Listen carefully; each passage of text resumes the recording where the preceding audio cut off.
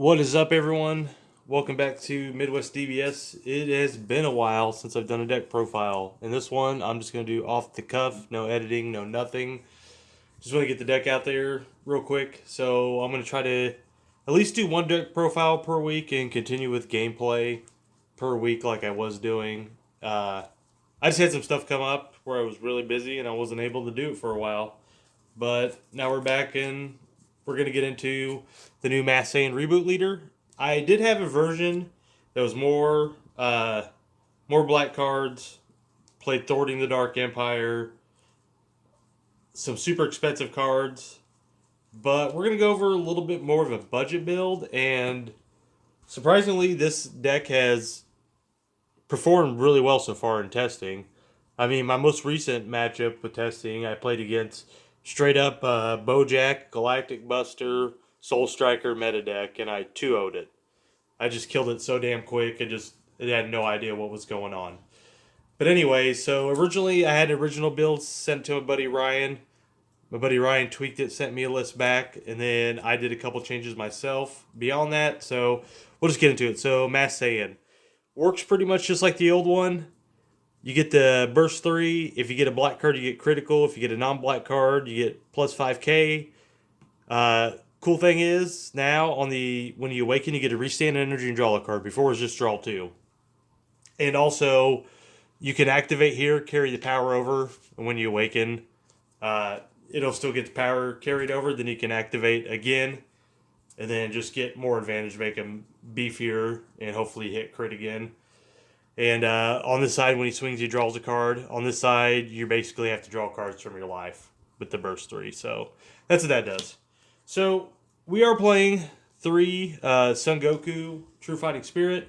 It's good. It's a 1-drop. Helps you awaken quicker.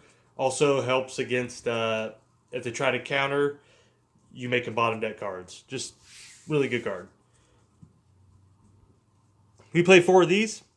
Here's our super combo because we get to below 4 life really quick, and we are charging colored energy in this deck. So we can't run the Vegeta, unfortunately. I mean, you could run it, but your leader has to be mono black to do the pitch 1 and draw 2, I believe. Not your leader, but your energy. So that's why we're running this one instead. Like I said, we're going to do it real quick. Not really even spice at all. Everyone knows you run some of this engine in this deck. So we're running those from the Vegeks. We are not running the Gotenks Unison because I did have a version that ran the Gotenks Unison, but then I ran Draw Ape in it. This deck has trouble keeping a high hand count, so in this version, just no Gotenks Unison because you want to keep your hand count high and you don't really want to drop cards to give it a plus. And we just needed more room, really. You could run it, but we just needed more room. So you still get those free plays. So the main part is this card. You do want to see this card. This card cheats out your skills card and gives it crit, just like the old Masked Saiyan deck used to run. These two were friends when he was older and not the reboot, but still, it costs 1 energy, overwhelm 3. You get to bring a 20k skill list into play. Well, I think it actually just says 2 cost. But your 2 costs are 20k's, and it gains crit. So 1 energy, you get a crit attacker and a 15k.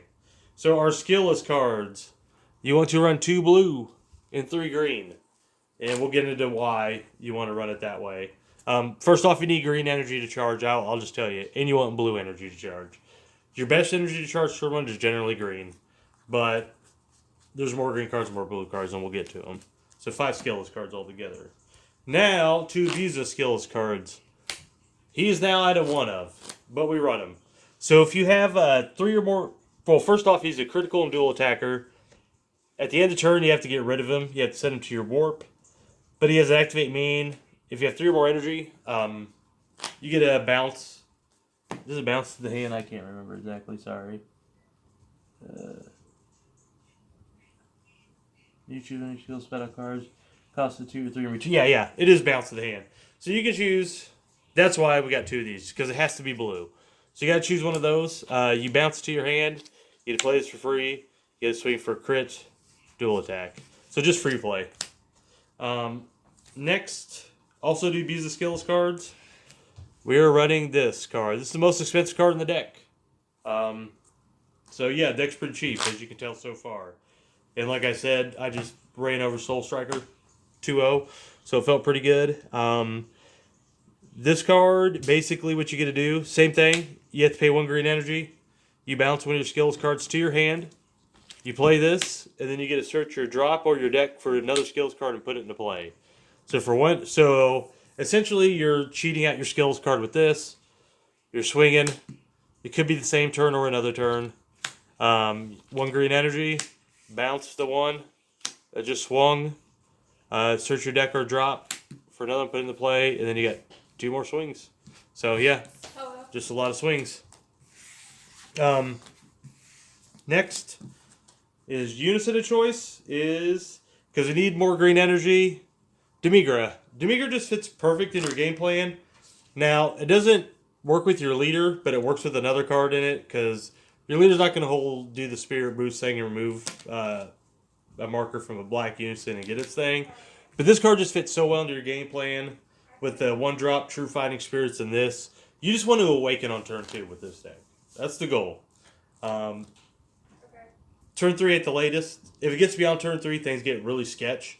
But between Demigra, True Fighting Spirit, and the leader's effect, just to be able to take life on the front side, you're going to awaken pretty quick. Demigra just makes it where you're going to attack.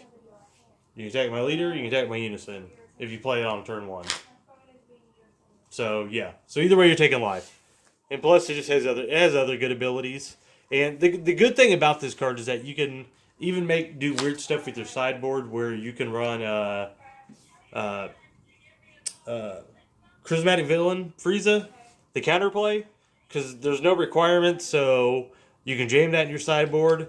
That would probably surprise some people. I would play it in my sideboard if I'm playing this, just because it's an amazing counterplay. KOs anything 7 or less, and you can play it if you have this. So just more food for thought. We run these. This is why you want to mulligan for Demigra in your open hand. It's such a good card, you just want to have it. And the main reason why it makes this card do what it's intended to do. So it's Spirit Boost, you get to remove a marker for this. You could take a life instead of remove the marker, or you can just remove the marker. But then you discard them, and then your opponent gets to make a choice. Either they just eat 1 life, or it comes into play. Now, when it comes to play, it's 15k dual attack. So, yeah. And he's blue energy. Now we're going to get to the very last part, Sensu Bean. Sensu Bean is amazing in this deck. It just extends plays, allows you to do this, and this, and this, and just other things all in one turn. So, oh, just bumped the camera. My bad. Sorry. Like I said, no editing this time. So, not actually last, but not least, we have 4 of these bad boys. Run this or Champa. Doesn't matter, just with this one. In case you got some ruled cheeses in there, you have to declare double strike. But if you run Champa, you don't have to worry about that. And that's really good on your leader once he gets the buff and crit. Or if this Trunks brings out any of your skillless cards, great, because then it gets double strike crit. Or even this, the Janemba, who gets school attack, double strike and crit. I've even played in a game where I got to swing, do this.